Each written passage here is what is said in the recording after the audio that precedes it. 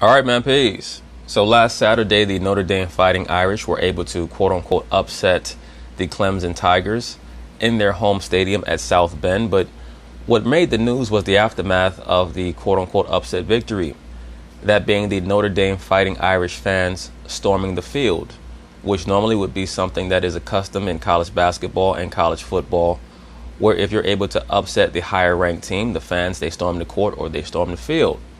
Well, we're living in a quote-unquote time of so-called pandemic or plandemic. So anything that people do that harkens back to the quote-unquote old world is going to be placed under a far higher level of scrutiny. But what was revealed was the plan that was put forth by the Notre Dame University institution, which to me implies that many of these quote-unquote institutions, corporations, schools, etc., are going to be used as proverbial lockdown facilities, especially once they roll out the vaccine, because please understand that whatever protocol they have associated with testing is also what they're going to associate with the vaccine once they deem it acceptable or receivable for the public. So if you work in a corporation right now and they tell you, we need you to test for COVID-19 in order to allow you to come back to work, they're going to give you that same protocol when the vaccine comes. Because as of right now, all they have is the test. So to assuage the minds of the fearful, they need to know that you're negative for COVID-19 so that you can be around other people. It's going to be the same way for the vaccine.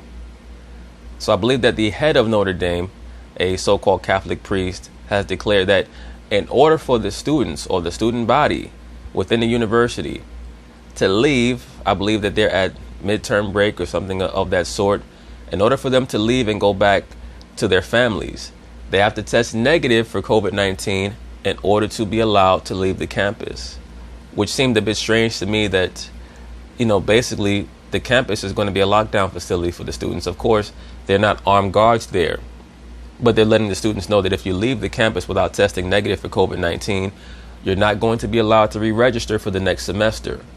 So for all intents and purposes, they're letting the student body know that either you must test negative for COVID-19 or you're no longer going to be allowed to be a student here, which seems to be edging towards an infringement on their quote-unquote constitutional rights, which don't really exist anyway. But the color of law is something that has to be maintained because the law really has not been operational since 1871. But just getting back to the point, all protocols that are applied to testing are what's going to be applied to the vaccine when the vaccine hits the market. So anyway, they're going to talk about it. I'm going to chime in. You guys watched the Notre Dame game on Saturday night where they beat Clemson in double overtime? Yeah, I did, because I was trying to watch the Chappelle Saturday Night Live. And by the way, the term Notre Dame, and I may have mentioned this in other videos, is for the mother goddess. I believe that the term Notre Dame means Our Lady. In the Catholic Church, they worship the mother goddess and her son. That's why they have so many statues of the mother goddess with her son, who is the quote-unquote divine child or the divine hermaphrodite. Behind the curtain is where they worship the horned god. And that's why they make so many of these movies, where the Vatican priests are sacrificing children underneath the altar, and you have Tom Hanks starring in these films where he's chasing after some person who has understanding or knowledge of the Holy Grail, things of that nature, because they know that the Catholic Church is not really what it purports itself to be. Now, this person, Renee Montgomery, mentioned Dave Chappelle, and Dave Chappelle has made the headlines because of his monologue right before Saturday Night Live. Dave Chappelle is an asset. That's all he is in the industry. He's another mind control asset who gets way more credit than he deserves for allegedly standing up to the machine. If he truly had the backbone that people are trying to attribute to him, he never would have been allowed into the industry in the first place. It's just that he hit a barrier when it came to certain things that he was not prepared to do. Many people don't know this, but Dave Chappelle was supposed to play the part of Bubba in the film Forrest Gump way back in 1994. The movie filmed in 1993. So Dave would have been what back then? In his early 20s? They already knew that Forrest Gump was going to become, a blockbuster. At the very least, it was going to be sent out to a mass audience globally. So when you have films of that scope, anyone who's cast in a movie like that, especially in a prominent role, you already have to be down with the team to a degree. Dave Chappelle was someone who had made great strides in the cinematic world from the early 90s. Yes, he's a very talented comedian, but he's another person living a scripted life.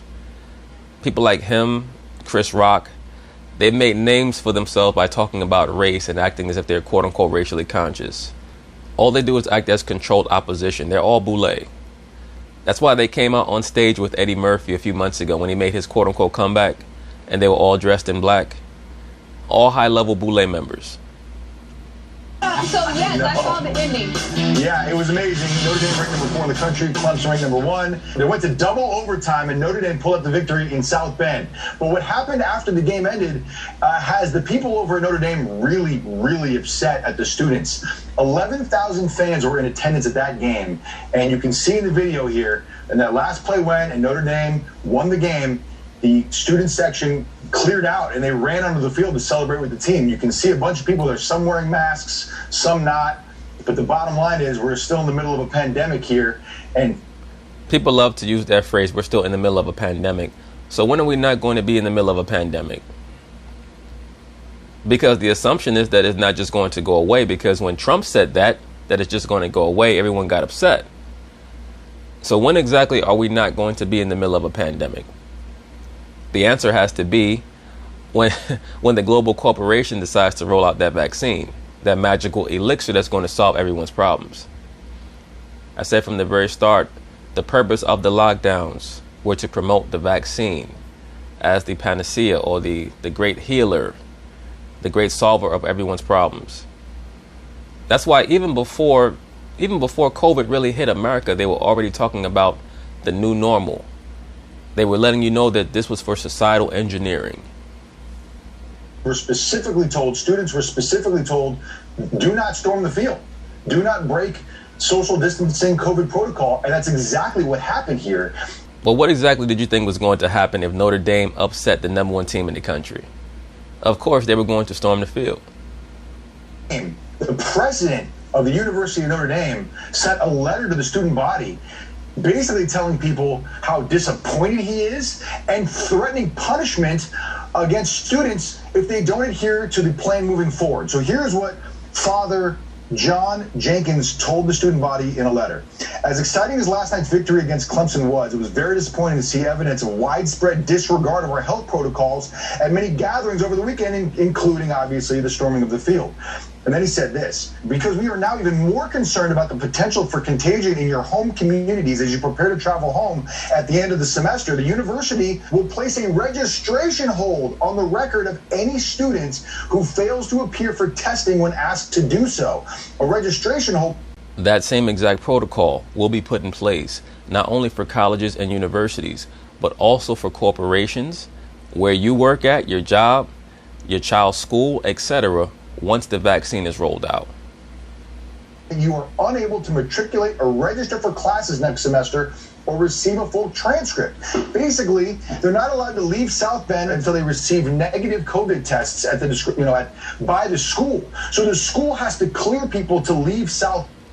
Now, what I believe is going to happen is that there's going to be a concerted attempt by the mainstream liberal media, as well as the quote-unquote liberal forces, aka Democrats or Democratic ran states, etc., to try to coerce people into taking the vaccine. And if you don't want to take the vaccine, they'll tell you that you're not going to be allowed to leave your abode, your apartment, or what have you, until you've tested negative for COVID-19. And then they'll probably put your name on a list as a potential dissident. Now, do I think that they're going to go all out and try to force people to take the vaccine? I think that they will imply that they will. But there are going to be so many class action lawsuits brought against state governments and corporations that they're probably going to have to desist. But we'll see what happens. And if they find evidence that students are leaving South Bend without being cleared, there will be, consequences and repercussions regarding their education in Notre Dame. So Notre Dame is really trying to drop the hammer on their students for storming the field. But I think this gets kind of into where we were with the Dodgers, where shouldn't they have done a better job of preparing for this beforehand?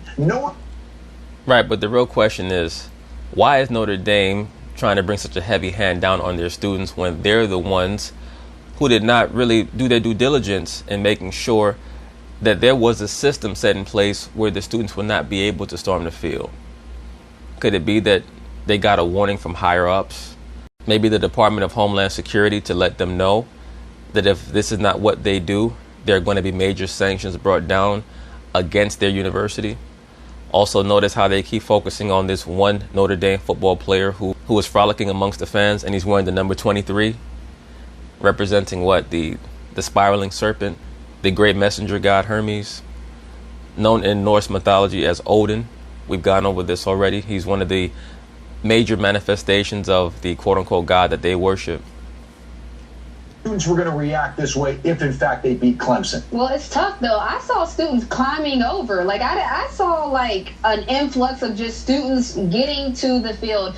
Some were climbing over. Some were catching each other as they jumped. Like, it was really crazy to watch. It would have been completely exciting and normal had there not been a whole pandemic going on. So I understand it. I get it. I never expect college students to act responsibly, especially when alcohol might be in the equation. So call me crazy, but I'm not surprised. That's why you can't have fans there, because you can't expect them. Bingo. That's exactly right, Renee. That's exactly how I feel about the situation. You cannot trust the fans in an exciting atmosphere like this to, like, abide by social distancing protocol. We've seen people violate it a million times when people get excited about stuff. And just the fact that there was a football game with the potential for an upset like this, double overtime, they shouldn't let fans into the stadium. Back by, what are your thoughts on it?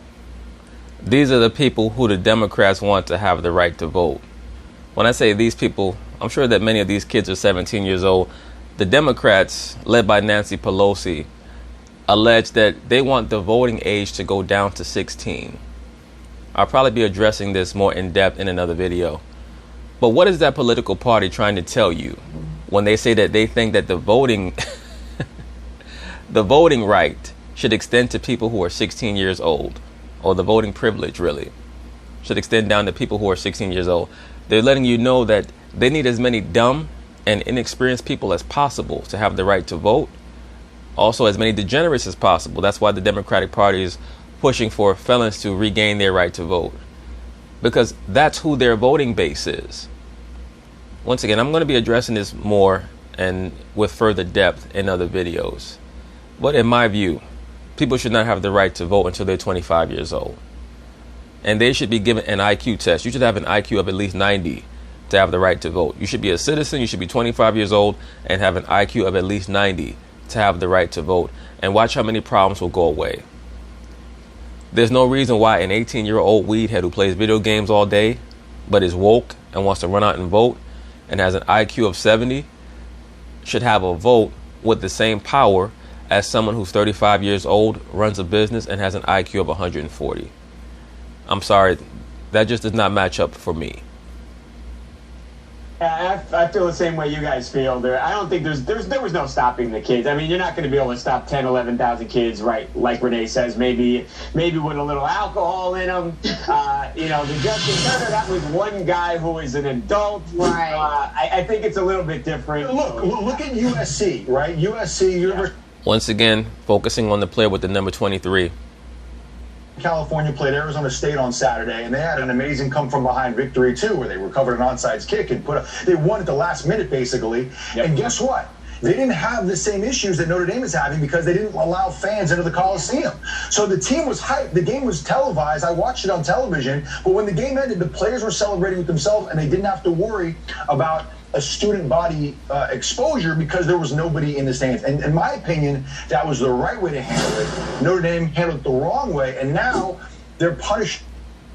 I mentioned this a very long time ago, especially pertaining to the NBA's Black Lesbians Matter bubble tournament, that the sports world was going to be used as ground zero for testing many of the protocols that are going to be utilized on the masses of the people, especially starting next year, particularly if Trump's lawsuit pertaining to the election process falls through or is unsuccessful.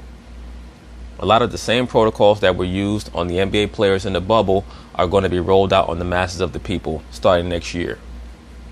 All these people, and this may have been a super spreader incident now. We don't know. We just have to hope and pray that nobody was infected and cross our fingers and hope that it doesn't spread outside of the South End. Yeah, that super spreader. It's ground zero, Notre Dame, the super spreader incident, where a whole bunch of people got infected with an illness that has a 99.99% recovery rate, right? But anyway, peace.